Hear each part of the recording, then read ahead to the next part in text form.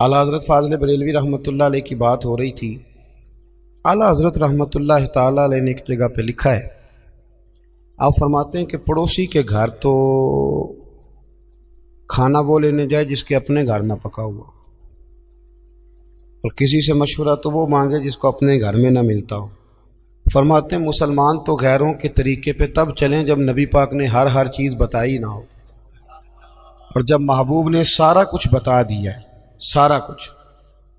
بچہ پیدا ہوگا تو آپ اس کا عقیقہ کریں گے، اس کے سر کے بال اتروانا اور ان کی وزن کے مطابق چاندی کو خیرات کرنا، 7ویں دن نام رکھنا، یہ ساری چیزیں حضور نے بتلائیں۔ اس کے کان میں اذان دینا، اس کو گٹی دینا۔ پھر یہ بھی حضور نے فرمایا کہ اس کا بستر بھی تم نے جب بڑا ہو جائے 10 سال کا تو نماز، 7 سال کا ہو تو نماز کے لیے کہو، 10 سال کا نہ پڑے تو اسے مارو، بڑا لگنے لگے تو بستر الگ کر دو، اور پھر جب وہ بولنے لگے تو سب سے پہلے اللہ کا نام سکھاؤ۔ نبی کریم صلی اللہ علیہ وسلم نے ہر موقع پر، یعنی صرف ایسا نہیں ہے کہ مسجد میں آنے کے آداب تو ہیں تو گھر میں جانے کے نہیں، نبی پاک صلی اللہ علیہ وسلم نے فرمایا بالغ ہو جائے تو نکاح کرو۔ نکاح کس کے لیے سنت، کس کے لیے واجب، کس کے لیے فرض؟ نکاح خاتون کے ذمے کیا ذمہ داریاں خاوند کے حوالے سے، اور بیوی کے لحاظ سے پھر خاوند کی کیا ذمہ داریاں، ہر چیز کو اپنی اپنی جگہ پہ پوری وضاحت کے ساتھ۔ اور اگر آپ پڑھیں گے تو آپ کو پتہ چلے گا کہ اسلام انسان کی ہر ضرورت کو پورا کرتا ہے، اور نبی کریم صلی اللہ علیہ وسلم نے ہر جگہ ہماری ہر ضرورت کا خیال فرمایا۔ اگر آپ دین کو پڑھتے جائیں گے تو آپ کو ذرا بھی دائیں بائیں دیکھنے کی ضرورت نہیں پڑے گی۔ سمجھ آ رہی ہے میری بات؟ یہ بال داڑھی کا حصہ ہے، اس کا بھی ذکر ہمارے بزرگوں نے کر دیا۔ داڑھی کتنی ہونی چاہیے اس کا تذکرہ بھی۔ ایک سوال مجھ سے پوچھا گیا ہے کہ بعض بچے داڑھی کا ڈیزائن بناتے ہیں۔ بھائی مسئلہ یہ ہے، یاد رکھنا ہمیشہ، ایک بندہ سنت پر عمل نہیں کرتا وہ گناہگار ہے، اور ایک سنت کو سنت سمجھ کے مذاق اڑائے تو کافر ہے۔ سنت کو سنت جانتے ہوئے اگر اس کا مذاق اڑائے گا تو نہیں۔ سمجھ آ رہی میری بات کی؟ ہمارے بچے ڈیزائنوں پہ چلتے ہیں بیچارے، پتہ نہیں کس کی نظر لگ گئی، اور بڑی چیزیں ہیں، لیکن داڑھی کے ڈیزائن بنانا اور غلط حرکات کرنا یہ تو ایک انتہائی مذموم حرکت۔ اللہ ہمیں سمجھنے کی توفیق عطا فرمائے۔ اور میں ملت کے جوانوں سے یہ گزارش کروں گا، آپ نے ڈیزائن والی داڑھیاں بھی رکھ کے دیکھی ہیں، ایک دفعہ نبی کریم کی سنت والی داڑھی بھی ذرا رکھ کے دیکھو، تمہیں کوئی عجیب ہی ذائقہ نصیب ہوگا۔ یہ آپ کے چہرے کے مطابق اللہ نے اس کو وضع داری دی۔ یہ حرکتیں جو آپ کرتے ہیں یہ تو عجیب سی حرکات ہیں، ان کا تو کوئی پس منظر ہی نہیں ہے۔ تو انسان محسوس اگر کرے تو چھوٹا محسوس ہوتا ہے یہ کام کر کے۔ تو ہمیشہ وہ کام کریں جس میں سنت اور شریعت کی پاسداری، اللہ سمجھنے کی توفیق عطا فرمائے۔ یہ جو نکاح ہے نکاح، شادی، نبی کریم علیہ السلام نے فرمایا یہ غیر کا طریقہ نہیں، بلکہ فرمایا النکاح من سنتی، فرمایا نکاح تو میرا طریقہ ہے، نکاح میرا طریقہ ہے۔ اور آپ حیران ہوں گے کہ قرآن و سنت نے جو شادی کو اور میاں بیوی کو جو رشتہ دیا ہے وہ بڑا ہی عجیب دیا ہے۔ فرمایا ہن لباس لکم وانتم لباس لہن، مرد عورت کا لباس ہے اور عورت مرد کا لباس ہے۔ سردی گرمی میں بھی لباس جسم کی حفاظت کرتا ہے، سردی گرمی کے لحاظ سے بھی حفاظت کرتا ہے۔ مرد عورت کی حفاظت کرتا ہے، دکھ میں، تکلیف میں، غربت میں، پریشانی میں۔ عورت بھی مرد کی حفاظت کرتی ہے، اس کے بچوں کی، اس کے گھر کی، اس کی نشانیوں کی۔ پالتی تو ماں ہی ہے بچے، بولیں بلدیت کس کی لکھی جاتی؟ ابا جی کی۔ جانشین، سجادہ نشین، وارث، وہ کون کس کا ہوتا ہے؟ وہ ابا جی کا۔ لیکن پالتی پوستی کون ہے؟ اماں جی۔ ابا جی اماں کو بچے دے کے روز گھر سے جاتے ہیں، فلانی جگہ جا رہا ہوں بچے سنبھال، فلان جگہ جا رہا ہوں بچے تیرے۔ کبھی ایسا بھی ہوا ہے کہ اماں کہے میں ذرا 15 دنوں کے جا رہی ہوں کہیں تو بچے تم رکھ لو؟ ہوتا ہے ایسے؟ تو مرد عورت کا حقوق کا خیال کرتا ہے، عورت مرد کے حقوق کا۔ نبی پاک صلی اللہ تعالی علیہ وسلم بڑا خیال کرتے تھے۔ ہمارے ہاں تو یہ ہوتا ہے نا، جو کسی کا غلام ہوتا ہے وہ بیچارہ ساری زندگی غلام ہی رہتا ہے۔ وزیر صاحب بھی، پیر صاحب بھی خدمت کراتے رہتے ہیں ساری زندگی، لیکن اس بیچارے کا خیال نہیں کرتے۔ میں اکثر کہا کرتا ہوں کہ جب تک کسی پیر کے آستانے پہ جھاڑو دے تب تک تو منظور نظر مرید ہوتا ہے، اور اگر اس بیچارے پہ قرضہ چڑھ جائے تو پیر صاحب کہتے ہیں یہ اس کا ذاتی معاملہ ہے۔ جب تیرے گھر میں جھاڑو دے رہا تھا پھر ذاتی معاملہ نہیں تھا؟ جب تک وہ MP کے پوسٹر چھپوا رہا ہو، ساری ڈیوٹیاں کر رہا ہو، تب تک تو وہ سیاسی کارکن، اور اگر اس بیچارے کے گھر میں غربت آ جائے، اس پہ کوئی مقدمے بازی ہو جائے، کہیں الجھ جائے، تو پھر کیا کہتے ہیں اس کا ذاتی۔ اب کیسے ذاتی معاملہ ہو گیا؟ میرے عزیز، میرے محبوب کریم علیہ السلام کا طریقہ مبارکہ تھا، کسی پہ قرضہ چڑھتا تو حضور اس کا بھی خیال کرتا، کوئی بیمار ہوتا تو حضور تیمارداری کرنے جاتے۔ کیا خوبصورت لفظ ہیں بخاری کے، حضور نے فرمایا میرا کوئی امتی انتقال کر جائے، اگر پیسے چھوڑ کے جائے، ترکہ چھوڑ کے جائے، مال چھوڑ کے جائے، تو فرمایا اس کے وارثوں میں بانٹ دینا، لیکن اگر اس کے ذمے قرضہ ہونا تو میرے پاس آ جانا، میں اپنی امتی کا قرض ادا کر دوں گا، میرے پاس آنا، میں قرضے دوں گا۔ یہ محبوب کریم نے بیان، تو حضور نہ ذرا خیال کرتے۔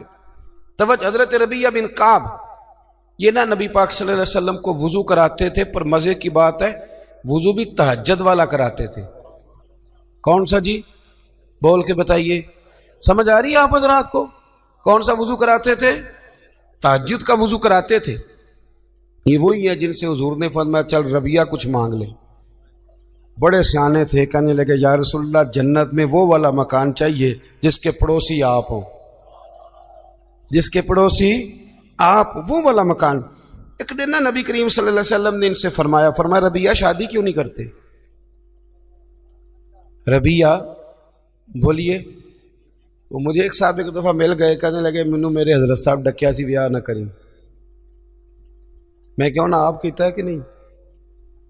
یہاں تو دو کیتے ہیں، تو میں کہ تینوں کل ہی ڈکیا سو۔ عجیب فلسفہ ہے نا، یعنی کسی اور کے لیے فقر کا حکم ہے، ہمارے لیے یہ کس قسم کی فقیری ہے؟ عجیب مزاج ہے نا یہ۔ یہاں تو کوئی مقاصد ہو، اللہ تعالیٰ سمجھے، سمجھنے کی توفیق عطا فرمائے، اللہ تعالیٰ ہمیں توفیق دے کہ ہم اس بات کا خیال کریں، لیکن اب مزاج ہے ہمارا۔ بہرحال آمدام برسر مطلب، حضور نے فرمایا ربیعہ شادی کیوں نہیں کرتے؟ تو کہنے لگے یا رسول اللہ نہ تو دولت ہے، نہ مال ہے، نہ گھر ہے، حضور نہ نوکری ہے، اور پھر رنگ روپ بھی کوئی نہیں، میرا روپ بھی نہیں تو میرا رنگ بھی نہیں، تو میں نو یار مناؤن دا ٹنگ بھی نہیں، حضور کچھ پتہ ہی نہیں، کون مجھے رشتہ دے گا؟ حضور خاموش ہو گئے۔ دوسرے دن پھر وضو کرانے آئے تو محبوب نے پوچھا ربیعہ شادی کیوں نہیں کرتے؟ عرض کرتے ہیں کہ یا رسول اللہ نہ گھر مکان، نہ جائیداد، نہ کوئی اور شے، کون رشتہ دے گا؟ حضور علیہ السلام خاموش ہو گئے۔ ایک بڑی خوبصورت بات لکھی ہے صاحب سیرت النبویہ ڈاکٹر احمد عبد الرزاق نے، وہ لکھتے ہیں کہ حضرت ربیعہ بن کعب کہتے ہیں جب دوسرے دن بھی میں نے منع کر دیا نا تو میرے دل میں خیال آیا ربیعہ تو بڑا عجیب آدمی ہے، جب نبی پاک فرماتے ہیں شادی کر لے، سمجھ آ رہی ہے نا آپ کو؟ جب حضور فرماتے ہیں شادی کر لے تو یہ دلیلیں کیوں دیتا ہے؟ تجھے تو چاہیے تو کہہ دے حضور جیسے دل کرتا ہے ویسے کر لے۔ ایک غلام کے لیے حضور بندوبست کر، جیسے دل کرے ویسے۔ کہتے ہیں میں تیسرے دن ارادہ کر کے گیا کہ آج حضور نے پوچھنا ہے تو میں نے بتا دینا، پر سارا ہی وضو ہو گیا، اللہ کے نبی نے پوچھا ہی نہیں۔ میرے دل میں خیال تھا آپ پوچھیں گے، وضو مکمل ہو، لیکن حضور نے پوچھا۔ کہتے ہیں اب حضور میں اب کھڑا ہوں، محبوب فرمانے لگے ہو گیا وضو جاؤ۔ فرماتے ہیں میں پلٹ کے دیکھتا ہوں، دروازے سے باہر گزرنے لگا نا تو ایک دفعہ میں نے پھر پلٹ کے دیکھا، محبوب اپنے معاملات میں مشغول تھے۔ جب میں پیر باہر رکھنے لگا تو آواز دی اور مسکرا کے آواز دی۔ کیا شان ہے بریلی کے امام کی، فرمانے لگے جس کے گچھے سے لچھے جڑے نور کے۔ جب حضور مسکراتے تھے تو یہ نور کے گچھے تھے، دانت، ان میں سے پھر نور نکلتا تھا۔ تو اعلیٰ حضرت فرماتے ہیں جس کے گچھے سے لچھے جڑے نور کے، ان ستاروں کی نزہت پہ لاکھوں سلام، اور ان کی باتوں کی لذت پہ بے حد درود، ان کے خطبے کی ہیبت پہ لاکھوں سلام، اور جس کی تسکین سے روتے ہوئے ہنس پڑے۔ حضور ذرا سی تسکین کرتے تھے تو رونے والا ہنس پڑتا، تو پھر بڑا انتظار کرنا پڑتا ہوگا، 2 گھنٹے حضور مسکراتے نہیں ہوں گے، تو اعلیٰ حضرت فرماتے نہیں بھئی یہ بھی مسئلہ کوئی نہیں، یہ بھی مسئلہ کوئی نہیں کہ 2 گھنٹے کے بعد مسکرائیں گے تو رونے والا ہنسے گا۔ فرمانے لگے جس کی تسکین سے روتے ہوئے ہنس پڑے اس تبسم کی عادت پہ لاکھوں سلام۔ یہ تو عادت ہے نبی پاک کی، تمہیں انتظار نہیں کرنا پڑے گا، تو عادت ہے حضور۔ تو حضور نے فرمایا شادی کر لو، کہتے ہیں میں مسکرایا، دوڑ کے واپس آیا، یا رسول اللہ جیسے حکم ہو کر دے۔ میرے محبوب کی بھی کیا بات، کیا اندائے ہیں رسول کریم کی۔ حضور نے فرمایا فلاں قبیلے کے سردار کے پاس جا، اسے جا کے کہہ کہ اپنی بیٹی کا نکاح تیرے ساتھ کر دے۔ آپ فرماتے میں گیا، سلام لی، اندر داخل ہوا، انہوں نے بلایا، میں نے کبھی حضور نے بھیجا ہے، اور محبوب نے کہا اپنی بیٹی کا نکاح میرے ساتھ کر دو۔ حضرت ربیعہ بن کعب رضی اللہ تعالیٰ عنہ فرماتے ہیں ماں نے اس کے باپ کی طرف دیکھا، اس لڑکی کے باپ کی طرف، اور لڑکی کے باپ نے ماں بڑی جو ہے وہ فکر ہوتی ہے لڑکی کے ماں باپ، دونوں نے ایک دوسرے کی طرف دیکھا تو انکار نہیں کیا کہ میں نہیں، ہم نے نہیں رشتہ دینا، بلکہ لڑکی کا والد کہنے لگا کہ محبوب سے عرض کرنا میں آؤں گا، میں خود آ کے حاضری دوں گا، ان سے عرض کرنا میں آؤں گا۔ حضرت ربیعہ بن کعب رضی اللہ تعالیٰ عنہ کہتے ہیں میں نکل رہا تھا، نبی رحمت سید عالم صلی اللہ علیہ وسلم کا وہ پیغام لے کے، تو میں نکل رہا تھا، میں آگے بڑھ رہا تھا۔ فرماتے ہیں جب میں دروازے سے باہر ہوں، توجہ ہے نا میرے دوستوں، کہتے ہیں جب میں دروازے سے باہر ہونے لگا نا، پیر رکھنے ہی لگا تھا، تو وہ لڑکی پردے کے پیچھے سے بولی، توجہ ہے میری بات پر، وہ خاتون پردے کے پیچھے سے بولی اور بول کے کہنے لگی غلام ٹھہر جا۔ تو میں نے پلٹ کے دیکھا، میں رک گیا، تو اپنے ماں باپ کو مخاطب کر کے کہنے لگی ابا جی آپ کو میری فکر ہے نا، اماں جی آپ کو میری فکر ہے نا، آپ مجھے نبی کریم کے حوالے کر دیں، مجھے امید ہے رب رسول مجھے کبھی ضائع نہیں فرمائیں گے، اللہ نبی مجھے ضائع۔ حضرت ربیعہ بن کعب کہتے ہیں میں واپس آ گیا، سارا بندوبست حضور نے کر کے دیا، سارا بندوبست۔ اب بات کو سمجھیں، دین ہر جگہ انسان کا خیال کرتا ہے۔ فرماتے ہیں نبی پاک صلی اللہ علیہ وسلم نے حضرت عثمان غنی کو بلایا، فرمایا کھجور کی گٹھلی کے برابر ہونا چاہیے۔ حضرت عثمان کہنے لگے حضور حاضر ہو جائے گا۔ فرمایا عثمان پوچھو گے نہیں میں نے کیا کرنا ہے؟ عرض کی حضور بتا دیں کیا کرنا ہے۔ فرمایا ربیعہ کی شادی ہے، اس نے اپنی بیوی کو حق مہر دینا۔ پھر حضرت حارثہ بن نعمان کو بلایا، فرمایا ایک بکری کا بندوبست کر، ذبح کر کے پکانا ہے، پوچھو گے نہیں کس لیے حضور حکم کریں؟ فرمایا میرے ربیعہ کی شادی ہے، اس نے ولیمہ کرنا ہے۔ کہتے پھر محبوب نے مجھے اپنی جیب خاص سے، کرم سے، فضل سے کچھ پیسے دیے، فرمایا خوشبو بھی لے لے اور اپنی بیوی کے لیے ایک جوڑا بھی خرید لے۔ عزیز دوستو یہ نہ سمجھیں کہ جو آپ کا شاگرد ہے، مرید ہے، سیاسی کارکن ہے، وہ آپ کی ڈیوٹی تو کرے تو تب ٹھیک ہے، لیکن اس کا کوئی ذاتی معاملہ آ جائے تو کہیں جی وہ جانے اور اس کا کام جانے۔ سمجھے چیزوں کو۔ نبی کریم صلی اللہ علیہ وسلم کہاں تک مہربانیاں فرماتے۔ حضرت ربیعہ بن کعب فرماتے ہیں کہ میں بڑا غریب تھا، میرے سارے بندوبست میرے محبوب نے کیے، اور فرماتے ہیں پھر محبوب نے ایک اور کرم کیا، میرے لیے برکت کی دعا بھی کر دی۔ آپ فرماتے ہیں کہ غربتیں چلی گئیں، اب کسی کو کہیں سے قرض نہ ملے تو میرے گھر سے مل جاتا ہے۔ ہر گھر سے اناج ختم ہونے کو ہو پر میرے گھر سے کبھی ختم نہیں ہو۔ تو نبی کریم علیہ السلام خیال فرماتے، اور پھر میاں بیوی کے درمیان جو رشتے کی نزاکت ہے، ہمارے ہاں نا یہ سمجھ لیں جس گھر میں میاں بیوی کا اتفاق نہیں نہ ہوتا، اس میں کروڑوں روپے کی دولتیں بھی پڑی ہوں تو وہ گھر نہیں ہوتا، وہ اذیت گاہ بن جاتا ہے۔ جتنا مرضی آپ کہیں میں بیوی کی پرواہ نہیں کرتا، یہ کیسے ہو سکتا ہے؟ اس کے ساتھ گھر وابستہ ہے۔ میاں بیوی کا کسی گھر کے اندر رویہ آپس میں بہت اچھا ہو تو دولت کم بھی ہو، وسائل تھوڑے بھی ہوں، پھر بھی گزارا صحیح ہو جاتا ہے۔ گھر کے اندر میاں بیوی کا آپس میں تعلق، طبقات ابن سعد میں صاحب طبقات نے لکھا ہے کہ جب نبی پاک علیہ السلام نے سیدہ طیبہ طاہرہ حضرت فاطمہ الزہرا رضی اللہ تعالیٰ عنہ کا نکاح مولا کائنات شیر خدا حضرت علی المرتضیٰ سے فرمایا نا، پتہ حضور نے کیا کیا تھا؟ دونوں کے سرے اقدس جوڑ کے نا تو نبی پاک نے ان دونوں کی محبت کے لیے دعا فرمائی، اے اللہ ان کے درمیان محبت رکھنا۔ ہمارے یہاں بھلا کیا ہوتا ہے، مرضی سے شادی کی، مرضی سے رشتہ تلاش کیا، پھر ٹھیک 15 دنوں کے بعد اماں کو نقص نظر آنے شروع ہو جاتے، اور ٹھیک 15 دن کے بعد ان کو بھی اپنے داماد میں نقص نظر آنے لگتے ہیں۔ جب آپ 2 جملے کہہ دیتے ہیں نا خامند کو کہ تیری بیوی ٹھیک نہیں، تو آیا تھا، چاہیے تھا فٹافٹ پانی دیتی، پر اس نے تو توجہ ہی نہیں کی، تو آپ تو ایک جملہ کہہ کے چلے گئے، انہوں نے تو 24 گھنٹے اکٹھے رہنا ہے۔ خامند کو یہ پٹی پڑھا دی، اور جب بیٹی گئی میکے تو فٹافٹ اس کی اماں نے کہا اوہو کتنی کمزور ہو گئی ہے میری بیٹی، لگتا ہے کھانے کو نہیں دیتے، یہاں میں نے کتنے لاڈوں سے رکھی ہوئی، یہ طریقہ ٹھیک نہیں۔ ابن حجر اسقلانی حدیث لائے، میرے نبی پاک علیہ السلام نے فرمایا وہ لعنتی ہے جو بیوی کو مرد کے خلاف اکساتا ہے اور مرد کو بیوی کے خلاف، ملعون ہے وہ شخص۔ ان کے درمیان پیار پیدا کریں، ان میں محبت ہوگی تو گھر سکھی رہے گا۔ سرور کائنات صلی اللہ علیہ وسلم کو پیغام آیا، صاحب طبقات نے لکھا ہے، پیغام آیا، پتہ چلا کہ کسی بات میں نا مولا کائنات اور سیدہ فاطمہ الزہرا رضی اللہ تعالی عنہ میں کسی بات میں شکر رنجی ہو گئی، محبت کے ساتھ کوئی بات آگے بڑھ گئی، حضور تشریف لائے۔ تھک تو نہیں گئے آپ لوگ کہ آپ کا خیال ہے خشک مولوی منگا لیا؟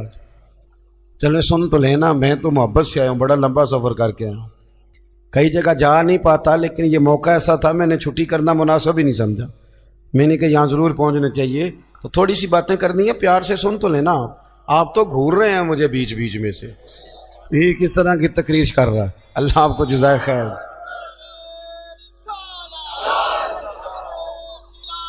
سنیں جی، جزاک اللہ، سنیں جی سنیں، نبی کریم صلی اللہ علیہ وسلم نے نا حضور کو پتہ چلا، اور مزے کی بات یہ کہ روایت کے راوی بھی مولا علی شیر خدا ہے۔ حضرت علی کہتے ہیں بات تو ہمارے درمیان آپس میں بڑھ گئی، پر آج بڑی میری وجہ سے تھی۔ یہ بھی پیار کی بولی ہے نا، یہ بھی محبت ہے نا جی، یہ محبت کی۔ یہاں بھی لوگوں کو بڑے عجیب و غریب قسم کے فلسفے یاد آتے ہیں، بات کر لوں پھر ایک اور بھی کروں گا، مزید بات کھل جائے گی۔ حضرت علی کہتے ہیں حضور کو پتہ چلا محبوب تشریف لائے، حضور نے بات سنی، حضور سمجھ گئے کہ آج بات ذرا علی نے زیادہ بڑھا دی ہے۔ اتنی بھی کسی کی بیٹی لاڈلی ہو گئی جتنی نبی پاک کی شہزادی لاڈلی، اتنی بھی کسی بیٹی کی عزت ہوگی جتنی حضور کی صاحبزادی کی عزت ممکن ہے؟ دوستو انہوں نے اکٹھے رہنا ہے، نکاح کے فلسفے کو سمجھو۔ نبی کریم علیہ السلام نے سمجھ لیا کہ بات علی کی وجہ سے بڑی، پر مولا علی فرماتے ہیں نبی پاک نے سیدہ فاطمہ کا بازو پکڑا اور کونے میں لے گئے، فرمانے لگے فاطمہ ضروری نہیں کہ جیسے تم کہو علی ویسے ہی کریں، علی تمہارے شوہر ہیں، تمہیں خیال کرنا ہوگا۔ مولا علی کہتے ہیں میں دور کھڑا تھا، حضور تو بیٹی کو سمجھا رہے تھے پر آنسو میرے نکل رہے تھے، میں دوڑ کے آیا، محبوب کا دست اقدس پکڑ کے سینے پہ رکھا، میں نے کہا یا رسول اللہ بے فکر ہو کے جائیے، یہاں سے جب بھی خبر آئے گی محبت کی خبر ہی آئے گی۔ دوستو قربتیں، اچھا اس بات کو مزید کھول دوں، صاحب کنز العمال نے حدیث لکھی ہے، حدیث کے راوی خود سیدہ عائشہ صدیقہ۔ ایک دن حضور فرمانے لگے عائشہ ایک بات نہ کروں؟ یا رسول اللہ کریں۔ فرمایا جب تم مجھ سے راضی ہوتی ہو تب بھی مجھے پتہ چل جاتا ہے، اور جب ناراض ہوتی ہو تو تب بھی مجھے پتہ چل جاتا ہے۔ یہاں نا کچھ لوگ بادشاہ سلامت ہیں، بادشاہ سلامت، وہ کہتے ہیں میں اگر کہوں کہ میں تھوڑا بہت اپنے گھر والوں کا بھی خیال کرتا ہوں، بات مانتا ہوں، تو پھر تو لوگ مجھے بہت بڑا بزدل آدمی سمجھیں گے، میری گھر میں بھی کچھ توجہ ہے۔ آپ کا تو نہیں مجھے پتا، ہمارے دیہاتوں میں یہ رواج ہے کہ اپنا بیٹا بھی اٹھا کے بندے باہر نکلنا پسند نہیں کرتے، اپنا بچہ اٹھا کے کوئی آنکھ نہ چھڑے کہ تیری ہن بال کھڑا دی ڈیوٹی، تینوں روٹی تاں لبدی ہے کہ پہلا بال کھڑا، کہ کیسی عجیب بات کرتے ہو۔ اگر اللہ کے نبی نواسوں کو گردنوں میں اٹھا کے گھومتے، گردن مبارک پر رکھ کے گھومتے ہیں، بچوں کی محبت تو اصول ہے، آپ سمجھیں اس چیز کو۔ گھر کے اندر اگر آپ تھوڑا بہت کسی جگہ پہ آپ کوئی گھر کے اوپر توجہ کر لیتے ہیں تو گھر کس کا ہے؟ آپ کا ہی ہے نا۔ اتنی کمزوری دکھانا، نبی کریم علیہ السلام نے مسکرا کے کہا عائشہ بتاؤں جب تو راضی ہوتی ہے تب بھی مجھے پتہ چل جاتا، اور جب ناراض ہوتی ہے تب بھی پتہ۔ تو حضرت عائشہ رضی اللہ تعالیٰ عنہ کہتے میں چپ کے کہا، میں نے کہا حضور میں نے کیوں ناراض ہونا ہے، پر میں بتاؤں صحیح کب ناراض ہوتی ہے تو یا رسول اللہ آپ اتنا خیال کرتے ہیں حضور؟ فرمایا پھر بتاؤں؟ حضور بتائیں۔ فرمایا عائشہ جب تو ہوتی ہے نا مجھ سے راضی تو قسم اٹھاتی ہے، تو کہتی ہے لا و رب محمد صلی اللہ علیہ، مجھے محمد کے رب کی قسم۔ اور جب تو ناراض ہوتی ہے تو کہتی ہے لا و رب ابراہیم، مجھے حضرت ابراہیم کے رب کی قسم۔ کہتی ہو کہ نہیں؟ جناب عائشہ کہتے ہیں میرے آنکھ کھلی، لبوں سے ہنس رہی تھی، آنکھوں سے رو رہی تھی۔ میں نے کہا کریمہ تیرے قربان جاؤں، اتنی اتنی باتوں کا بھی خیال فرماتے ہو، اتنی اتنی باتوں کا بھی خیال کرتے ہو؟ کہا مجھے پتہ چل جاتا ہے جب تو راضی ہوتی ہے اور جب تو ناراض ہوتی ہے تیرے لفظ بدل جاتے۔ دوستو گھر کے اندر کا جو ماحول ہے وہ آپ کو مضبوط کرتا ہے، گھر کے اندر کا ماحول آپ کو کمزور کرتا ہے۔ اگر گھر کے اندر آپ کی طبیعت کے لحاظ سے چیزیں موجود ہیں، آپ باہر بڑا کچھ کر سکیں گے۔ ہر آدمی اتنا دلیر نہیں ہوتا کہ گھر میں جو مرضی ہوتا رہے وہ باہر مضبوط رہے گا۔ نکاح کو، میاں بیوی کے رشتے کو قرآن پاک نے اللہ نے اپنی نشانیوں میں سے نشانی کہا ہے۔ یہ فاحد میاں بیوی کا رشتہ جسے کہا یہ میری نشانیوں میں سے نشانی۔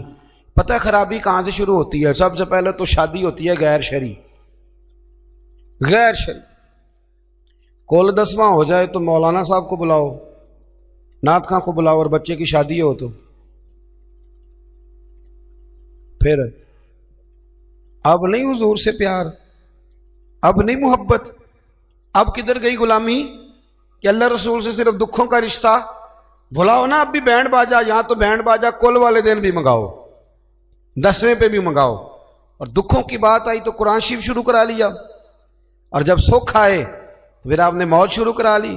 اور بھائی مصطفیٰ کی نعت والے کو نا نعت ہی اچھی لگتی، اسے برات والے دن بھی نعت ہی اچھی لگتی، شادی والے دن بھی نعت ہی اچھی۔ پہلی بات تو یہ کہ غیر شرعی حرکات ہوتی ہیں شادی، اور ڈھیروں ہوتی ہیں، ڈھیروں۔ سب سے بری حرکت کون سی ہے؟ سب سے بری حرکت یہ ہوتی ہے کہ لڑکے اور لڑکیوں کا جوش و خروش سے شادیوں پہ جانا، اور پھر مووی والا آتا ہے وہ لڑکیوں کی عورتوں کی مووی بھی بناتا ہے، اور اب تو اللہ خیر کرے مووی کو ویسے لوگوں نے فرض کفایہ سمجھ لیا، اللہ معاف کرے، ہر آدمی نے ہاتھ میں موبائل پکڑا۔ اتنا ضروری کام ہے یہ؟ مووی بنتی ہے، مہندی ہوتی ہے، ناچ گانا ہوتا ہے، تماشے لگتے ہیں۔ پھر میں حیران ہوتا ہوں جوان لڑکیوں کے ہاتھوں میں پھول دے کے انہیں کھڑا کیا جاتا ہے کہ دولہا جب آئے تو پھول پھینکنا۔ دولہے کے ساتھ بوڑھے بوڑھے لوگ ہوتے ہیں کہ جوان لڑکے ہوتے ہیں؟ بولے تو وہ پھول کیوں لڑکیاں پھینکتی ہیں؟ لڑکیاں ساری برقعے میں ہوتی ہیں، چھپے ہوئے منہ ہوتے ہیں، تو سارا خاندان تو بیوٹی پارلر سے تیار ہو کے آیا ہوتا ہے، تو آپ تو گناہ کو آواز دے رہے ہیں۔ پتہ ہے رسم کیسے ایجاد ہوئی؟ صاحب فتوح الشام نے لکھا ہے یہ لڑکیوں کے پھول پھینکنے کی رسم جب قادسیہ کے علاقے حضرت سعد بن ابی وقاص رضی اللہ تعالیٰ عنہ فتح کر رہے تھے، تو آپ ایک ایسے علاقے سے گزرے جس کی عمارتیں بڑی شاندار تھیں۔ علامہ واقدی کہتے ہیں کہ دور دور سے لوگ وہ عمارتیں دیکھنے آتے تھے کہ بھئی فن تعمیر کا شاہکار ہیں یہ چیزیں۔ اس ایریے سے گزرنا تھا مسلمان فوج نے، تو عیسائیوں نے اور یہودیوں نے ایک چال چلی، انہوں نے عورتوں سے کہا خوبصورت لڑکیوں سے کہ پھول پکڑ لو، اور جب فوجی گزرے تو ان کے اوپر پھول پھینکنا، اگر 2-3 جرنل بھی تم تباہ کرنے میں کامیاب ہو گئی تو مسلمانوں کو ہم زیر کر لیں گے۔ پھول پھینکو، چھتوں پہ چڑھ گئی، اور چھتوں کی طرف نوجوانوں نے دیکھنا ویسے ہی ہے چونکہ شاہکار ہیں ہماری منازل۔ حضرت سعد بن ابی وقاص رضی اللہ تعالیٰ عنہ آگے آگے تھے، سمجھ آ رہی ہے نا میری باتوں؟ آگے آگے جا رہے تھے، کمان کر رہے تھے فوج کی۔ جب آپ نے دیکھا عورتیں چھتوں پہ ہیں تو حضرت سعد بن ابی وقاص شرارت سمجھ گئے، سازش سمجھ گئے۔ لوگ زہر بھی جو ہوتا ہے نا، زہر بھی دودھ میں ڈال کے دیتے ہیں، ڈائریکٹ نہیں دیتے، انہیں پتہ ہوتا ہے کہ زہر رگوں میں کیسے اتارنا ہے۔ جناب سعد بن ابی وقاص آگے آگے تھے، جب دیکھا عورتیں چھتوں پہ ہیں تو فوراً بولے، گھوڑے پہ چڑھ گئے اور فوج کی طرف توجہ کر کے کہنے لگے فوجیو تمہیں پتہ ہے نا اللہ کیا فرماتا ہے؟ رب فرماتا ہے مردوں سے کہو نظریں جھکا کے رکھے۔ نظریں کون بلا؟ جی مومن مرد۔ قرآن مجید نے حکم دیا کہ مومن مرد نظریں، اس کا مطلب ہے مرد وہ نہیں ہوتا جو اکڑ اکڑ کے چلے، مرد تو ہے ہی وہ قد اونچا ہو نظریں جھکی ہوئی ہو۔ مرد کہتے ہی اسے مردوں سے کہو نظریں جھکا کے رکھیں.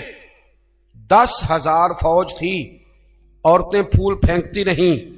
10,000 فوجی گزر گیا پر ایک نے بھی نظر اٹھا کے نہیں دیکھا. جب سارے گزر گئے تو ان عورتوں نے پلیٹیں پھینکی اور کہنے لگی او بے شرمو یہودی اور عیسائیوں، تم کس طرح کے لوگ ہو، اپنے مقاصد کے لیے بہو بیٹیوں کو استعمال کرتے ہو، اور یہ کتنی شان والے ہیں. ایک آیت سنی ہے، نظریں جھکا لی ہیں. تم بھی غلط ہو، تمہارا طریقہ بھی غلط ہے. آج کے بعد ہم مدینے والے رسول کا کلمہ پڑھیں گے، ہم مسلمان ہوا کریں گے. اور ہمارے ہاں شروع انہوں نے کی تھی، اور اللہ خیر فرمائے رنگ ہم نے پکڑ لیا اس کا. ہمارے یہاں عورتیں پھول پھینکتی، بزرگ نہیں پھول پھینک سکتے، نوجوان نہیں پھینک سکتے. خدا کا خوف کرے. اور پھر مرد عورتوں کا اختلاط ہوتا ہے، اور پھر اس سے آگے شادی کے بے پناہ خرچے، بے پناہ قرضہ اٹھا کے شادیاں کرتے ہیں. نکاح میں تو 2 آدمی جائیں گے، 2 جوڑے جائیں گے. اور میں آپ کو ایک شرعی حکم بتاتا ہوں، آپ کا سگا بھائی ادھر دیکھو میری طرف، سگا بھائی اپنے بیٹے کی شادی پہ اگر آپ کو نہ بلائے تو اس سے ناراض ہونا جائز نہیں. تسی تے میرے نال بھی ہو گئے. او بھائی سگا بھائی بھی اگر اپنے بیٹے کی شادی پہ نہ بلائے تو اس کی مرضی ہے، نہ بلائے چاہے نہ بلائے، اس سے ناراض ہونا جائز. تو آپ کو تو منگنی میں نہ بلائیں تو ناراض ہو جاتا. اور اگر کوئی کارڈ بھیج دے نا صرف ولیمے کا، کہنے نے ولیمے تے بھی وہی جان کے جڑے جانج نال گئے سا، اسی صرف ولیمے تے، بھئی فرض ہے آپ کا جانا. ہاں حضور نے حکم دیا ہے کہ ولیمے کی دعوت دے تو ضرور جایا کرو. لیکن اس کے اتنے زیادہ خرچے ہم نے کر دیے. ہمارے بچے، آپ ناراض نہ ہونا، گناہ اس لیے عام ہو گیا کہ ہم نے نکاح مشکل کر دیا. نکاح مشکل ہو گیا. اگر ہم اس کے اخراجات کم کریں، میں شادیاں دیکھتا ہوں، مجھے لگتا ہے اتنے پیسوں میں 6 شادیاں ہو سکتی ہیں. قرضہ اٹھا کے شادی کر لی، 15 دن نہیں گزرتے تو پیسے لینے والا آ جاتا ہے. وہ کہتا ہے میرے تو رکھنا پہلے. تو وہ بچہ بیچارہ، اس نے کیا شادی کے بعد خوش رہنا، وہ تو قرضے ادا کر رہا، گھر میں لڑائی پڑی ہوئی، 1 مہینہ پورا بی زیور نہیں بیچاری پہن سکتی، وہ سارا قرضے میں چلا جاتا ہے. غلط کام کرتے ہیں ہم. سنو، حضرت عبد الرحمن ابن عوف رضی اللہ تعالیٰ، صحابہ میں سب سے امیر آدمی، سب سے امیر. یہ بخاری میں حدیث ہے، فجر کی نماز نہ انہوں نے نبی کریم علیہ السلام کے پیچھے پڑھی. سفید کرتا پہنا تھا تو اس کو زرد رنگ کا داغ لگا ہوا تھا. توجہ ہے نا میری بات؟ سفید کرتا اور زرد رنگ کا داغ. نبی پاک صلی اللہ علیہ وسلم نے کہا یہ عبد الرحمن یہ کیا ہے؟ عرض کی یا رسول اللہ میں نے رات کو نکاح کیا تھا، خوشبو لگائی تھی تو وہ داغ رہ گیا. حضور نے تو کوئی اس پہ اصرار نہیں کیا کہ یار اتنے امیر آدمی کی شادی مدینے میں پتہ ہی نہیں چلا، کسی کو خبر ہی نہیں. یہاں غریب بھی باز نہیں آتا، وہ بھی کہتا ہے میری ناک جو ہے وہ کٹ جائے گی اگر میں نے کروڑوں روپیہ نہ لگایا. تو جب پیسے لینے والے آئیں گے پھر کٹ جائے گی کہ چھوٹی ہو جائے گی مزید. مہربانی فرمائیں، آپ کس چکر میں پڑے ہوئے؟ حضور نے کیا فرمایا؟ نبی کریم صلی اللہ علیہ وسلم فرمانے لگے نکاح کر لیا تو ولیمہ ضرور کرنا، چاہے 1 بکری ہی ذبح کرو. تو اپنے گھروں کے اندر سکون کا ماحول قائم کریں. شادی اور بیاہ کو حضور کی سنت کے دائرے میں لے کے آئیں. یہ وفاداری کا رشتہ ہے، یہ خلوص کا رشتہ ہے. اس رشتے کو خلوص والی منازل کی طرف لے کر کے جائیں.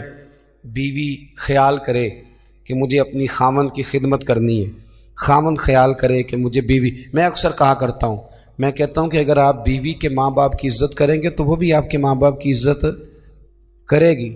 آپ تو ماں بدولت کہتے میں نہیں کبھی سسرال گیا جی، وہ میں دروازے پہ چھوڑ کے آ جاتا ہوں، پھر وہ میں لینے بھی چلا جاتا ہوں چونکہ میں بہت بڑا نواب ہوں. تو آپ کیسے امید رکھتے ہیں پھر وہ آپ کے ماں باپ کی خدمت کرے گی؟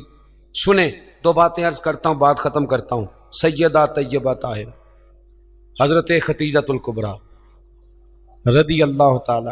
جب آدمی امیر ہو نا، غریب ہو جائے تو اس کے لیے بڑی مشکلات ہوتی. غریب امیر ہو جائے تو کوئی مشکل نہیں ہوتی. حضرت ختیجۃ الکبریٰ مکے کی ملکہ تھی، 20 کنیزیں نوکرانیاں گھر میں کام کرتی. پھر سیدہ ختیجہ کلمہ پڑھ گئیں، پھر مسلمان ہوئی، حضور سے نکاح ہوا. اگرچہ حضور نے اعلان نبوت بعد میں کیا، لیکن حضرت ختیجۃ الکبریٰ رضی اللہ تعالیٰ عنہ کہتے ہیں میں تو اسی وقت یہ کلمے کا معنی جو میں نے بیان کیا یہی سمجھ لیں، میں تو اسی وقت ہی سمجھ گئی تھی جب میرے غلام نے آ کے بتایا کہ بادل کے ٹکڑے سایہ کرتے، درخت ان پہ جھکتے ہیں. فرماتے ہیں میں تو اسی وقت ہی محبوب کی غلامی میں آ گئی. نکاح ہو گیا، حضور کی بارگاہ میں آ گئی. فرماتی ہیں میں نے نا ظہر کے وقت سارا مال حضور کی خدمت میں دیا، 20 کنیزیں، غلام، ظہر کے وقت. اور عصر سے پہلے پہلے محبوب نے ہر شے اللہ کے رستے میں تقسیم کر دی. یہ وقت بھی بطور تمثیل ہے کہ جتنا زور عصر کے درمیان وقت ہوتا ہے اتنے وقت میں بانٹ دیا حضور نے سارا کچھ. اتنی امیر بی بی اور پھر وہ غریب ہو جائے. حضرت ختیجہ نے پھر وہ وقت بھی دیکھا کہ آپ کے کپڑوں کو 20 پیوند لگے ہوتے تھے. 20 پہلے کبھی پانی کا پیالہ اٹھ کے نہیں پیا، پھر گھر میں جھاڑو بھی دیتی، پھر گھر کے سارے کام کرتی. ایک دن نا مسند امام احمد میں موجود ہے، کھانا پکا کے نا حضرت ختیجہ الکبریٰ کھانا پکا کے باورچی خانے سے نکلی تو کپڑے سارے پیوند سے بھرے ہوئے. پاؤں مبارک پر بھی گھر کے کام کاج کی وجہ سے بہت ساری چیزیں لگی ہوئی، پیر چوم رہی ہیں بہت ساری چیزیں. حضرت ختیجہ باورچی خانے سے کھانا پکا کے نکلیں اور جب محبوب کریم کے سامنے رکھا تو حضور مسکرانے لگے، غور سے سیدہ کا چہرہ دیکھنے لگے. یا رسول اللہ کیا ہوا؟ تو محبوب فرمانے لگے ختیجہ آپ کے آنے سے پہلے جبریل آ گئے اور وہ عرض کر رہے تھے یا رسول اللہ ختیجہ کھانا لے کے آ رہی ہے اور جب وہ آ جائے تو اسے اس کے رب کا سلام کہہ دیجئے گا. اگر خاتون اپنے خاوند کی خدمت کرے، اگر وہ یہ ذوق بنائے، یہ مزاج. اب تصویر کا بالکل دوسرا رخ بھی دیکھیں، یہ کنز المال میں یہ بھی حدیث ہے اور حدیث کی راوی سیدہ عائشہ صدیقہ. بس بات ختم کرنے لگا ہوں. سیدہ عائشہ صدیقہ کہتی ہیں دوپہر کو حضور آرام کرتے تھے کھانے کے بعد، لوگ ملنے نہیں آتے تھے. پر ایک دن نا ایک بوڑھی اماں آ گئی.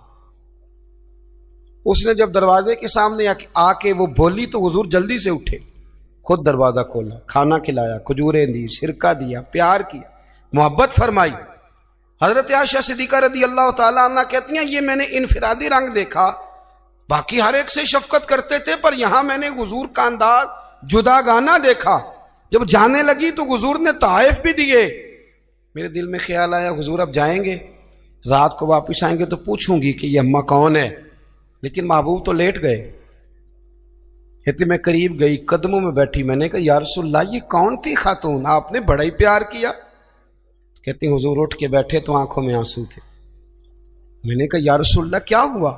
تو محبوب فرمانے لگے عائشہ یہ نا میری پہلی زوجہ سیدہ ختیجہ کی سہیلی تھی. یہ جب ہم مکے میں رہتے تھے تو یہ آیا کرتی تھی، ختیجہ کھانا بھی کھلاتی تھی، پیار بھی کرتی تھی، تحفے بھی دیتی تھی. آج جب یہ لوٹ کے دوبارہ آئی ہے تو ختیجہ کی یادیں تازہ ہو گئی. میں نے اسی طرح وقت دیا ہے، کھانا کھلایا ہے، تحائف دیے. اور حدیث کا آخری جملہ حسن العہد من الایمان. محبوب فرمانے لگے وعدے، عہد اور رشتے اچھے طریقے سے نبھانا یہ بھی ایمان کا حصہ ہے. تعلقات اچھے طریقے سے نبھانا یہ بھی ایمان ہے. بہت فکر کے ساتھ شریعت کے دائرے کے اندر رہ کے نکاح کیا جائے. دیکھیں کسی کے دیندار ہونے کا پتہ ہی تب چلتا ہے جب اس کے گھر میں کسی کی شادی ہوتی ہے. محفل میں تو سارے نیک ہوتے ہیں، تبھی تو پتہ چلتا ہے کہ اب اس کا دین سے کتنا رشتہ ہے. شریعت کے دائرے میں رہیں، نکاح کو آسان کریں. پھر اگلی جو بات ہے وہ یہ ہے کہ محبوب کریم کی شریعت اور سنت کے مطابق ہمارے ہاں نا طلاقیں بہت زیادہ ہو رہی ہیں. اس کی بنیادی وجہ یہ ہے کہ ہم طلاق کے مسائل نہیں سیکھتے، اس کی ہمیں ضرورت ہے. جب آپ شادی کریں حیض و نفاس کے، طلاق کے مسائل، ان چیزوں کو سیکھ لیں تاکہ بعد میں کوئی دشواری نہ ہو. بعد میں پوچھنے آتے ہیں کہ مولانا اب یہ کر لیا ہے تو اب کیا کروں؟ تو میں کہتا ہوں یہ کبھی تھوڑا سا کسی مولانا سے پہلے بھی رابطہ رکھ لیتے نا. اتنے فضول خرچے ہوتے ہیں. اور جب نکاح میں حاکمیر کی باری آتی ہے نا تو کہتے ہیں شرعی رکھ لو. میں نے کہا باقی سارے کام غیر شرعی اور حاکمیر شرعی. حاکمیر شرعی یہ ہے کہ جتنا لڑکا دے سکے. ایک صحابی نے اپنی بیوی کو حاکمیر میں پورا باغ بھی دیا تھا، جتنا یہ کوئی نہیں ہے. 32.5 روپے پتہ نہیں کہاں سے نکل آئے ہیں، کوئی ان کا تعلق نہیں ہے. جتنا خامد حاکمیر حیثیت ہو اتنا دے. اور مولا علی شیر خدا رضی اللہ تعالیٰ عنہ فرمایا کرتے تھے جس کو دائمی بخار ہو اترے نہ. کسی بیوی کے پاس اگر حاکمیر کے پیسے پڑے ہوں تو برکت والے ہوتے ہیں، ان سے پیسے لے کے، چاہے بعض علماء کہتے ہیں اس کا یہ معنی بھی کر لو کہ اپنی جیب سے دے دے हाकमेर वाले मुतबर्रक हैं, वो ले ले, कहते थे उन पैसों का शहद खरीद के पियो, पुराने से पुराने बुखार में भी अल्लाह शिफा अता कर देगा। याद रखिएगा कि तसव्वुफ की, तरीकत की, जी तसव्वुफ की, तरीकत की, मारिफत की, हकीकत की ढेर सारी तारीफात लोग करते हैं, और अल्हम्दुलिल्लाह जो लोग भी अहले हक में से कोई खैर की बात करते हैं वो ठीक ही करते हैं, लेकिन कुरान मजीद फुरकान हमीद खुद अपने बंदों की जो अज़मत बयान करता है, उनका जो तर्ज ज़िंदगी कुरान मजीद ने बयान किया है वो सबसे ज़्यादा बेहतर भी है, आला भी है, और सबसे ज़्यादा अफजल भी है। अल्लाह ताला ने इरशाद फरमाया कि व इबादुर रहमानिल्लज़ीना यमशूना अलल अर्दि हौना, फरमाया रहमान के बंदे वो हैं जो ज़मीन पर आहिस्तगी से चलते। वइज़ा ख़ातबहुमुल जाहिलून क़ालू सलामा, और जब जाहिल उनसे गुफ्तगू करते हैं तो वो बहस नहीं करते बल्कि कहते हैं तुम्हें सलाम हो। उनका दिन इस तरह गुजरता है कि वो बड़े धीमे, बड़े आहिस्ता, बड़े वज़ादार तरीके से अपना वक्त गुजारते, और वो जगह जगह झगड़े नहीं करते, अबहास नहीं करते, बिला वजह जो हालात से नहीं उलझते। इस तरह उनका दिन गुजरता है, और रात उनकी इस तरह गुजरती है कि वल्लज़ीन यबीतून लिरब्बिहिम सुज्जदम व क़यामा, वो अपने रब के लिए रात गुजार देते हैं सजदा करते हुए और क़याम करते हुए। मेरे अजीज, अल्लाह के बंदे की शान ये होती है कि उसमें आजिज़ी होती है, बुर्दबारी होती है, वज़ादारी होती है। मैं और आप जिस मुआशरे में वक्त गुजार रहे हैं इसमें बेसब्री है, बेचैनी है, ज़हनी तनाव है, उलझाव है, लोगों के पास बड़ा कुछ होने के बावजूद हिल्म की कमी है, बुर्दबारी की कमी है। हमें लोगों के पास मालो दौलत मिलता है, नामी गिरामी लोग मिलते हैं, लेकिन बाज़ औक़ात वज़ादारी नहीं मिलती, बुर्दबारी नहीं मिलती। अल्लाह के बंदे की शान जी होती है कि वो वज़ादार होता है। हमारे यहाँ जो दौर आया है तकल्लुफात का, बेजा किस्म के तकल्लुफात हैं, लोगों के कपड़ों का हुजम, उनका बनाव सिंगार, नित नए डिज़ाइन, नित नई परेशानियाँ। ज़रूरियात तो अल्लाह के फजल से पूरी होती थी, लेकिन ख्वाहिशात ने पूरे तौर पर लोगों को जकड़ लिया। अल्लाह का बंदा ज़मीन पर आजिज़ी से चलता है, सादगी से चलता है। सादा तर्ज ज़िंदगी आसान होता है, मुश्किल नहीं होता। मसलन जो आदमी अभी अपने खेत से काम काज करता हुआ महफिल में आ गया है, उसे परेशानी कोई नहीं, कोई उसे देखे तब भी ठीक है, ना देखे तब भी ठीक है, लेकिन जिस बच्चे ने 4-5 हज़ार दे के अपने बाल सीधे कराए हैं ना, वो बेचारा बड़ा परेशान रहता है कि मैंने इतना खर्च भी कर दिया है, अब किसी ने देखा भी नहीं। जिसने बड़े महंगे दर्जी से कपड़े सिलवाए हैं और बड़ा महंगा उसने शेरवानी और वेस्टकोट को ज़ेबे तन किया है, तो वो बड़ा तकलीफ में होता है कि यार अब लोगों को पता चल जाए मैं भी हूँ। तो याद रखिएगा कि सादा तर्ज ज़िंदगी ये आसान होता है। बिला वजह के तकल्लुफात, अपनी ज़िंदगी पे बोझ। अल्लाह के बंदों की शान जी होती है कि वो सादा होते हैं, उनका तर्ज ज़िंदगी बिल्कुल नॉर्मल होता है, आम हालात में वक्त गुजारते हैं। बहुत ज़्यादा प्रोटोकॉल, बहुत ज़्यादा, आजकल तो कोई पीर रोड पे चढ़ जाए ना तो पता ही नहीं चलता कि पीर चढ़ा हुआ है कि वजीर चढ़ा हुआ है। उनका आना, मेहरबानी करें बैठ जाएं जी, पैसों समेत बैठ जाएं, आपकी मेहरबानी, अल्लाह आपको सलामत रखे। पैसे लेने थोड़ी आए हैं जी, आप इतने मोहब्बत वाले लोग हैं, ये इतनी बड़ी तादाद में आप आए हैं, ये रेट बहुत ज़्यादा है पैसों से, मोहब्बतें ज़्यादा कीमती होती हैं। और फिर जितनी खूबसूरती है हज़रत पीर सियाल अलैहि रहमा का फैज़ान है, तो ये काफ़ी है बहुत। और आप चंद बातें सुन लें, मैंने थोड़ी सी बातें करनी है बस, यही कीमती सरमाया है।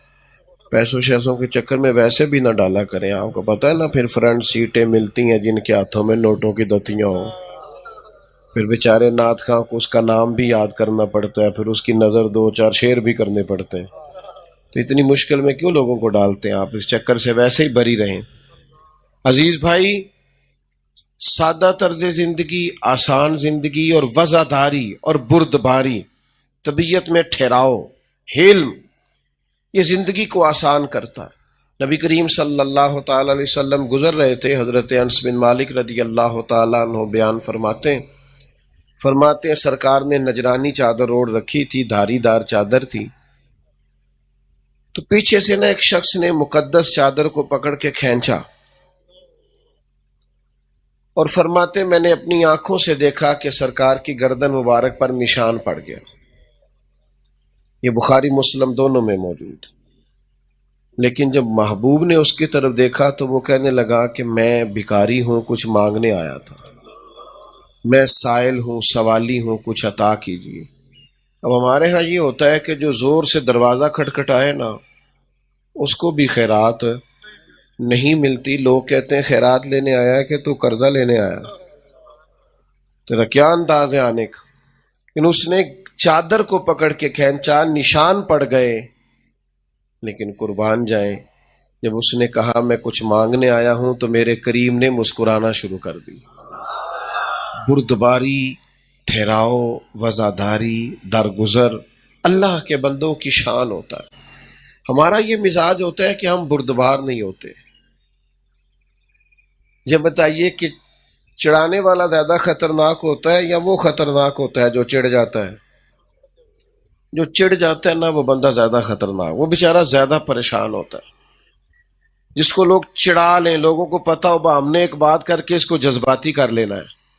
ہمیں لوگ میں نے دیکھا ہے کہ ہمارے ہاں بڑے بڑے سمجھدار لوگ ہوتے ہیں لیکن ان کا مخالف ایک جملہ کہتا ہے بس ان کے بارے میں, وہ پھر جواب ہی دیتے رہتے ہیں, وہ ان کی ساری صلاحیتیں ضائع کر دیتا ہے, خود وہ کام لگا رہتا. آپ میں ٹھہراؤ ہو, آپ بلا وجہ جہالا سے بحث, ہر آدمی اس قابل نہیں ہوتا اس سے بحث کریں گے. علماء مناظرہ بھی کریں گے, مکالمہ بھی کریں گے, وہ حق رکھتے ہیں, علمی بات کسی سے کرنی ہوگی. لیکن ہم جو عوام ہیں ہر وقت بحث, ہر وقت الجھاؤ, ہر آدمی اس قابل نہیں ہوتا. کچھ اس قابل ہوتے ہیں کہ قالوا سلاما, ان کو سلام کیا جائے. سلام. عارف رومی رحمت اللہ نے لکھا ہے کہ گدھے اور گھوڑے کی بحث ہو گئی تھی. کس کی جی؟ گھوڑا کہتا تھا آسمان کا رنگ نیلا ہے اور گدھا کہتا تھا کالا ہے. گدھا جو ہوا تو دیر تک اس گدھے نے اس پر بحث کی کہ نہیں رنگ کالا ہے. اب وہ جب بحث طول پکڑ گئی, ماننے کو تیار نہیں تھے, دونوں اپنا فیصلہ شیر کی عدالت میں لے گئے. تو شیر سے جاتے ہی گھوڑے نے پوچھا بادشاہ سلامت آسمان کا رنگ کیا ہے؟ اس نے کہا سادی سی بات ہے, آسمان کا رنگ نیلا ہے. اس نے کہا اس گدھے کو میں بھی یہی کہہ رہا ہوں, لیکن یہ کئی گھنٹوں سے مجھ سے بحث کر رہا ہے, ماننے کو تیار نہیں.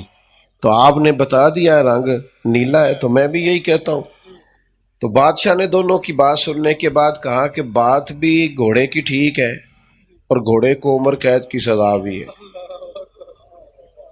تو گھوڑا کہنے لگا یہ آپ کا فیصلہ بڑا انفرادی ہے کہ بات بھی میری ٹھیک ہے اور سزا بھی مجھے ہے. تو اس نے کہا سزا اس بات کی نہیں کہ تیری بات ٹھیک ہے کہ غلط ہے, سزا تو اس بات کی ہے کہ تو نے گدھے سے بحث شروع کر دی ہے. تو یہ سمجھ نہیں آ رہی, گدھا ہے, گدھوں سے بحث کی جاتی ہے, لہذا تجھے سزا ہونی, ان لوگوں کو تو سزا ہونی چاہیے جو گدھوں سے بحث کرتے ہیں. آپ کس سے بحث کر رہے ہیں؟ تو گدھا ہے. تو الجھنا نہیں ہے اپنی زندگی کو وزاداری سے, بردباری سے. اگر آپ کے اندر تھوڑا ٹھہراؤ ہو نا, دیکھیں آپ کا دشمن آپ سے بحث کرے گا, آپ نے ایک بات کی, اس نے جواب میں 2 کر دی, پھر آپ کو 4 کرنی پڑیں گی, پھر وہ 6 کر دے گا, یہ تو بحث ختم ہی نہیں ہوگی. لیکن ایک اور بھی علاج ہوتا ہے مخالف کا, اس نے بات کی آپ چپ کر جائیں, اس نے پھر بات کی, یہ میں اپنے ذاتی دشمن جو ہمارے ہوتے ہیں ان کی بات کر رہا ہوں, پھر اس نے اور بات کی آپ چپ رہے, پھر اور کی, آپ 3-4 اس کی باتوں پہ چپ رہے. وہ پتا آپ سے کیا کہے گا, اور تو مینوں پاگل سمجھنا ہے, میں بولی جا رہا تو جواب ہی نہیں دے رہا، اس کا مطلب ہے چپ رہ کے تو سامنے والے کو پاگل بھی کیا جا سکتا ہے۔ لیکن ہم کیا کرتے ہیں؟ بحث کرتے ہیں، وزادار نہیں رہتے۔ رب کریم کے بندوں کی یہ شان ہے کہ وزادار بڑے ہوتے ہیں، ان کے اندر یہ کمال پایا جاتا ہے کہ وہ وزادار۔ حضرت سرتاج الاولیاء حضرت خواجہ حضرت مولانا فخر جہاں دہلوی رحمت اللہ علیہ، حضرت کا جب بڑا شورا ہوا نا دلی میں، اور ایک خلق خدا آپ کی طرف مائل ہوئی، تو جب آپ کو ہزاروں آپ سے پیار کرنے والے ہوں تو دو چار مخالف بھی ہو جائیں تو اچھی بات ہے، نظر نہیں لگتی بندے کو، اس کا بھی لطف ہے اور لطف بھی لینا چاہیے۔ تو جب بہت زیادہ لوگ آپ سے محبت کرنے لگے تو بادشاہ کو فکر ہوئی کہ اگر یہ پیر صاحب مولانا مضبوط ہو گئے تو کل کو میرے لیے مسئلہ ہی نہ کھڑا کر دے۔ اس نے ایک سازش رچی اور بڑی محنت سے، بڑی کوشش سے، وزیروں مشیروں سے مشورے کر کر کے بڑے طریقے سے ایک عورت کو تیار کیا۔ پھر اس خاتون کو کہا اس طرح تم نے اداکاری کرنی ہے۔ حضرت فخر جہاں دہلوی رحمت اللہ تعالی علیہ جمعے کی نماز کے بعد جامع مسجد دلی کی سیڑھیاں اتر رہے تھے، ارد گرد دائیں بائیں آگے پیچھے محبت کرنے والوں کا رش تھا۔ اللہ نے ان کو اعزاز دیا تھا، قبولیت عامہ اللہ نے عطا فرمائی تھی۔ اب بہت سارا ان کے گرد لوگوں کا اجتماع تھا، تو وہ عورت دلی کی طوائف وہ بن سنور کے آ گئی۔ پہلے آتے ہی سلام لیا اور پھر اس طرح گفتگو کرنے لگی جیسے حضرت کی بڑی جاننے والی ہے۔ پھر اس نے بڑی عجیب بات کی، کہنے لگی شیخ ناراض نہ ہوئیے گا، وہ کل رات آپ آئے تھے تو مجھے کھوٹے سکے ہی دے گئے، میں ابھی بازار گئی ہوں دکاندار نے لیے ہی نہیں۔ آپ نے ناراض نہیں ہونا، سارے مرید پکے نہیں ہوتے، تھوڑے کچے پکے بھی ہوتے ہیں۔ ہاں تو بڑی جلدی بیچارے نا ادھر ادھر بھی پریشان بھی ہو جاتے ہیں، کچے پکے جو ہوئے۔ تو وہ جو ایک دو ایسے تھے نا بیچارے، وہ پریشان ہو گئے کہ ہم نے تو کبھی پتہ ہی نہیں کیا شیخ رات کو کہاں ہوتے ہیں۔ شیخ آنے کو تو میں خانے میں مسلمان آیا، کاش میں خانے سے نکلے تو مسلمان نکلے، تو یہ رات کو کہاں ہوتے ہیں، یہ تو کبھی پتہ ہی نہیں کیا۔ اب وہ وقتی طور پر سناٹا تھا اس خاتون کی بات کا، یعنی اچانک یہاں کو بندہ آ کے چوک میں کھڑا ہو جائے اور کسی پہ الزام لگا دے تو کیا حل ہے، اور پھر یہ کہ خاتون ہو تو آپ کاری کچھ نہیں سکتے۔ اس نے کہا آپ رات آئے تھے میرے گھر اور کھوٹا سکہ دے گئے۔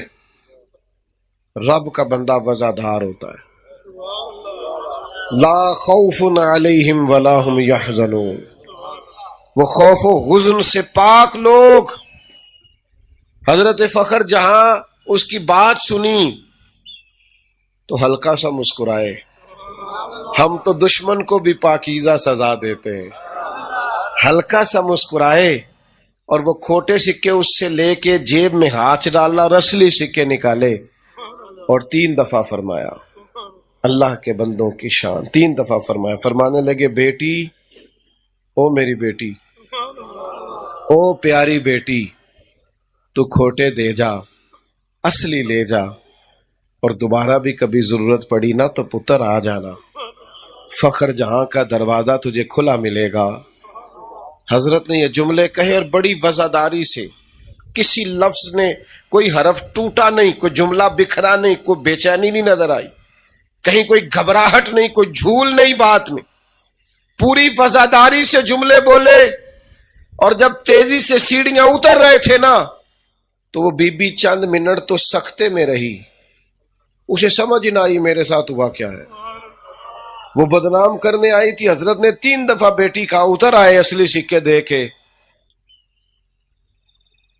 پھر تھوڑی ہی دیر کے بعد رونے لگ گئی اور سامنے سے آ کے شیخ کے پیروں میں بیٹھ گئی، کہنے لگی، او دلی کے بادشاہ، میں تجھے بدنام کرنے آئی تھی اور میں نے اس کام کے پیسے لیے تھے، اداکاری کرنے آئی تھی، پر میں وہ بی بی ہوں، اتنی بدنام ہوں کہ میرے اپنے بھی مجھے اپنا ماننے کو تیار نہیں ہیں۔ اور تیرا حال یہ ہے کہ میں بدنام کرنے آئی اور تو نے مجھے بیٹی بنا لیا. اور ایک دفعہ نہیں، دو دفعہ نہیں، 3 دفعہ کا بیٹی بیٹی بیٹی یہ لفظ کے پھر اور تڑپی اور کھل کے روئی، اور پھر اپنا آنچل اٹھا کے پلو اپنے چہرے پہ نقاب کر کے کہنے لگی حضور اب میں دلی والوں کو بتاؤں گی فخر جہاں کی بیٹی کیسی ہوتی ہے. آج سے ہر گناہ سے توبہ، اور میں اپنے گھر کو آج سے مسجد قرار دیتی ہوں. وہاں کوئی تماش بین نہیں آئے گا، اب قیامت تک وہاں محمد عربی کے نام کی اذانیں پڑھی جائیں گی صلی اللہ تعالی علیہ وسلم. آپ اللہ کے بندوں کی وزاداری، بردباری، ان کا حوصلہ، ان کا ظرف، ان کا کمال. وہ جتن جتن تے ہر کوئی کھیڑے، تو ہارن کھیڑ فقیرہ. جتن دا مل کوڈی پیندئی، ہارن دا مل ہیرا. کبھی کبھی انسان کو کسی مقام پہ 2 قدم پیچھے بھی ہٹنا چاہیے. اپنے اندر سے یہ جلد بازی، یہ اضطراب، بڑی جلدی ہے ہمارے نوجوانوں کو. کہتے ہیں جناب پڑھ بھی گیا ہوں، نوکری پھر نہیں مل رہی. تو میں نے کہا آپ ڈگری لے کے نوکر بننا چاہتے ہیں؟ تعلیم بندے کو نوکر بناتی ہے کہ بادشاہ بناتی ہے؟ تعلیم کا مطلب آپ نوکر. آپ میں بے چینی کس بات کی، اضطراب کس بات کا ہے، الجھاؤ کس بات کا ہے؟ بلا وجہ لوگ آپ کو پریشان کرتے ہیں. ملک میں کچھ بھی نہیں، حالات بڑے خراب ہیں، پتہ نہیں کیا ہونے لگا ہے. اس ملک کو کچھ بھی نہیں ہوگا. یہ ملک سیاستدانوں کا نہیں، یہ داتا علی اجویری کا ہے، یہ بابا فرید الدین مسعود گنج شکر کا ہے، یہ حضرت پیر سیال کا ہے، یہ پیر مہر علی شاہ گولڑوی کا ہے. کیا ہوگا اس ملک کو؟ کچھ بھی نہیں ہوگا. اللہ والوں کا وطن ہے، حضرت امیر ملت کا وطن ہے. یہ کچھ بھی نہیں ہونے لگا. اس لیے الجھا نہ کریں، مضطرب نہ ہوا کریں. اللہ کے بندوں کی شان یہ ہے کہ ان کے اندر ٹھہراؤ ہوتا ہے، وزاداری ہوتی. ہمارے پنجاب میں نا سیانے ہونے کی عمر ہی کوئی نہیں. چھوٹی عمر میں کوئی بچہ غصہ کرے تو کہتے ہیں بال ہے، تو جوانی میں غصہ کرے تو کہتے ہیں خون گرم ہے، اور اگر بڑھاپے میں کرے تو پھر میں بات ہی کوئی نہیں کرتا، پھر میں صبح ادب نہیں کرنا چاہتا. بھائی سیانے کب ہونا ہے؟ آخر وزادار کب ہونا ہے؟ ٹھہراؤ کب؟ میں آپ کو عرض کروں، کچھ فروئی باتیں ایسی بھی ہوتی ہیں اور کچھ ہمارے بچوں کی ایسی چیزیں بھی ہوتی ہیں جن سے چشم پوشی کرنی چاہیے. میں کبھی داخل ہوتا ہوں نا ادارے میں، تو اب بڑے بڑے بچے ہیں مدرسے میں، تو وہ کھیل رہے ہوتے ہیں، تو میں کئی دفعہ اوائڈ کرتا ہوں. بچے کھیل رہے ہوں تو میں کسی اور سائڈ سے آ جاتا ہوں. میں کہتا ہوں یہ ڈسٹرب ہوں گے، مجھے دیکھیں گے کھیل چھوڑ جائیں گے، واپس لوٹ جاتا ہوں. آپ بچے ہنس رہے ہیں، شغل کر رہے ہیں، تو اس سے واپس آ جاتے ہیں کہ یہ ہم جائیں گے تو ان کو دشواری ہو.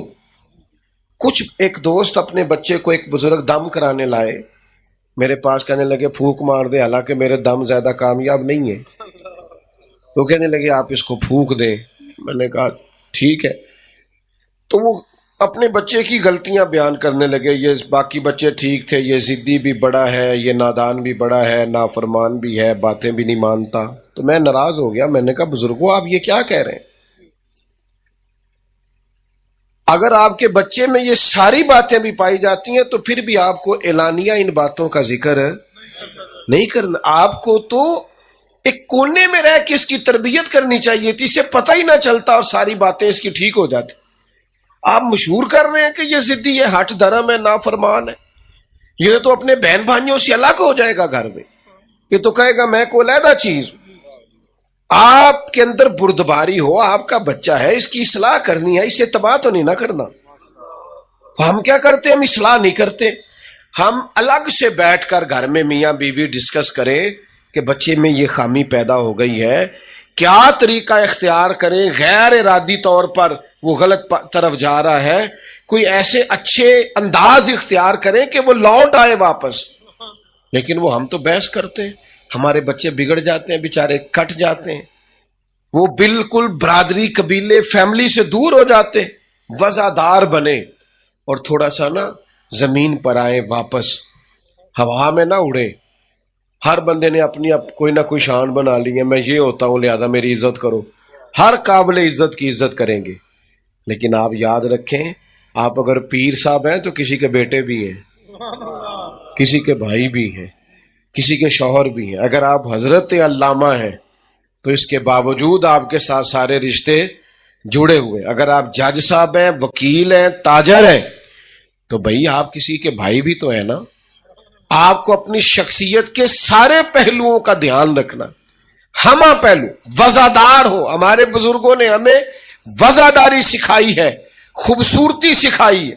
ان کے اندر یہ باتیں پائی جاتی تھی کہ وہ شانوں والے لوگ ہوتے، ان کے اندر ٹھہراؤ ہوتا تھا، خوبصورتی ہوتی تھی.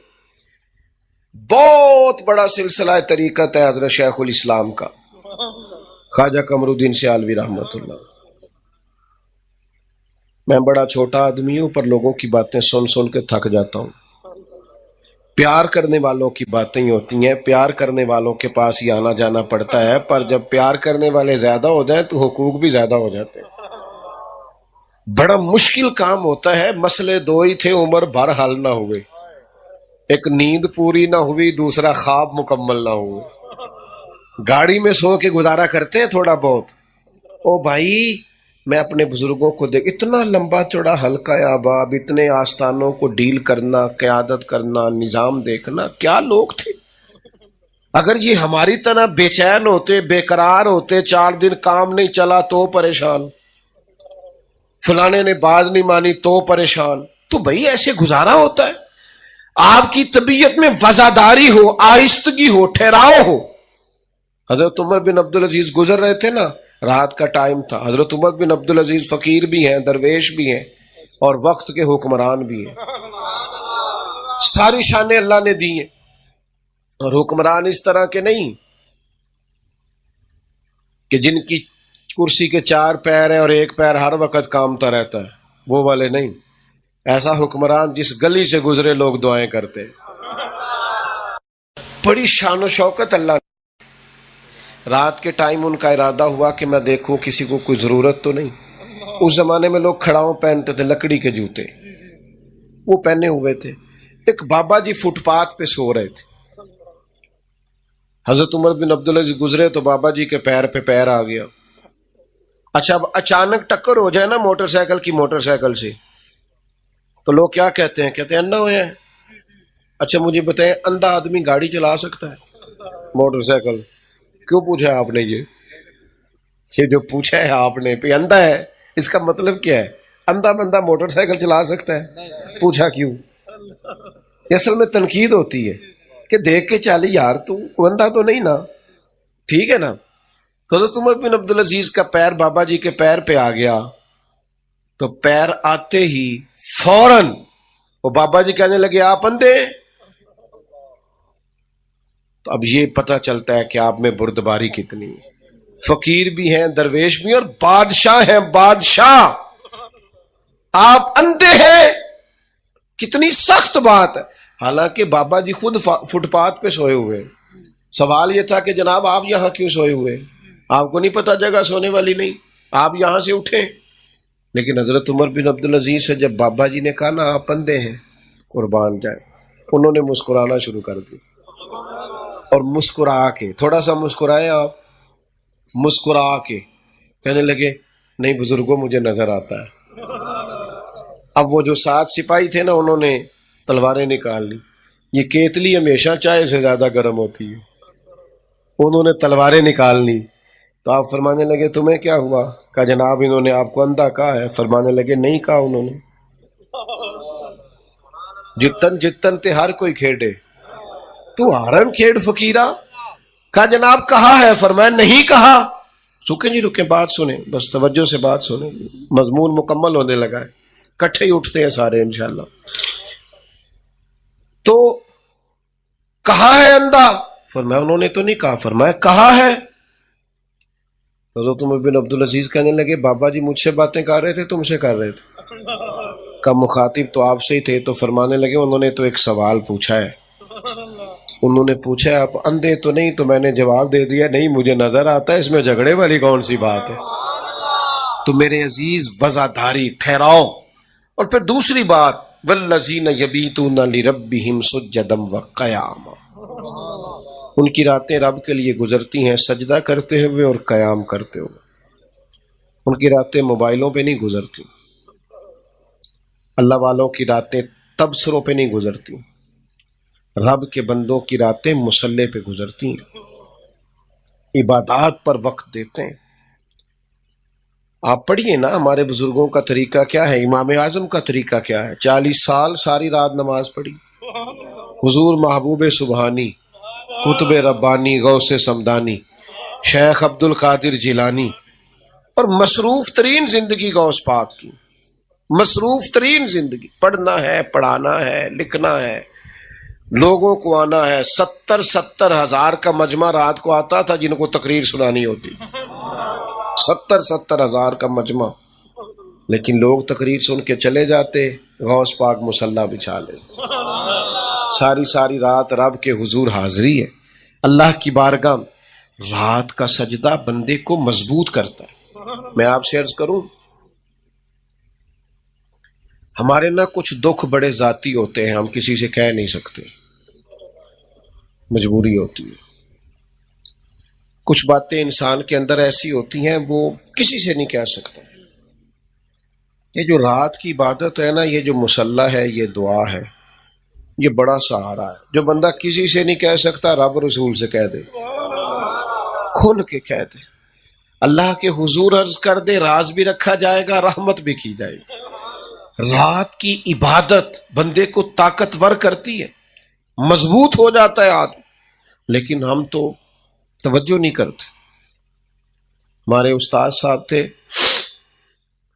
تو فرماتے، میرے ابا جی تہجد کی نماز پڑھتے تھے، وہ عالم بھی تھے، مفتی بھی تھے اور حافظ بھی تھے، تو فرماتے فجر کی نماز میں مسجد میں ملاقات ہوئی تو میرے والد صاحب کہنے لگے، حافظ تو سویرے نفلہ لے کیوں نہیں اٹھتا؟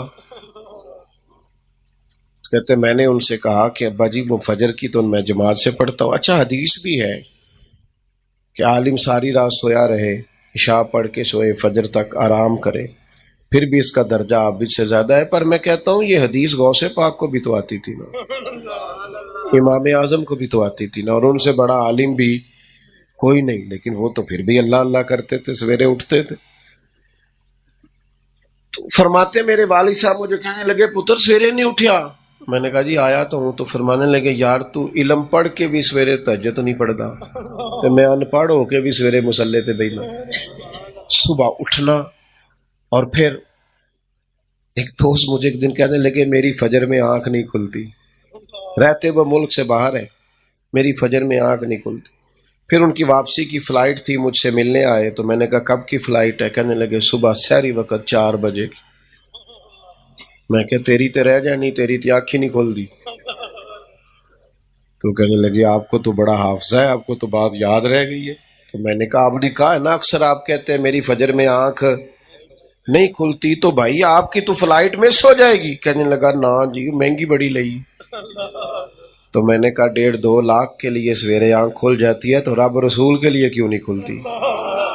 سنو، مسلم میں حدیث،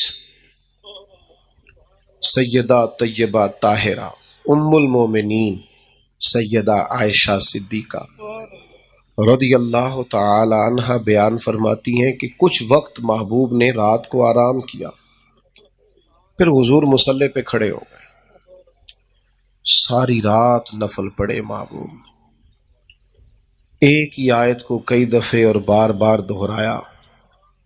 فرماتی ہے میں نے ورم دیکھے حضور کے پیروں پر،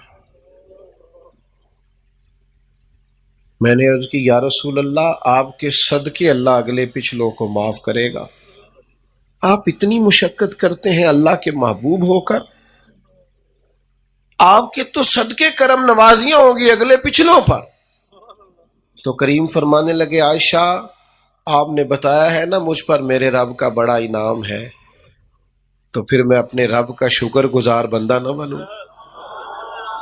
ساری رات کی نماز پڑھی ہے شکر کے لیے، شکر کے لیے۔ یہاں ہمارے گھر میں بیٹا پیدا ہوتا ہے، منوں کے حساب سے مٹھائی بانٹتے ہیں پر 2 نفل نہیں پڑھتے، اللہ کی حضور حاضری نہیں دیتے جس نے بیٹا عطا کیا، ادھر ہماری توجہ نہیں جاتی۔ جو در اصل کرنے کا کام، عبادات پر اپنی خاص توجہ کریں، اور نماز پڑھیں تو اہتمام سے پڑھیں، وضو کریں تو سونا، ٹائم نکال کے، موبائل سائلنٹ کر کے نماز نہیں پڑھنی، بند کر کے پڑھنی۔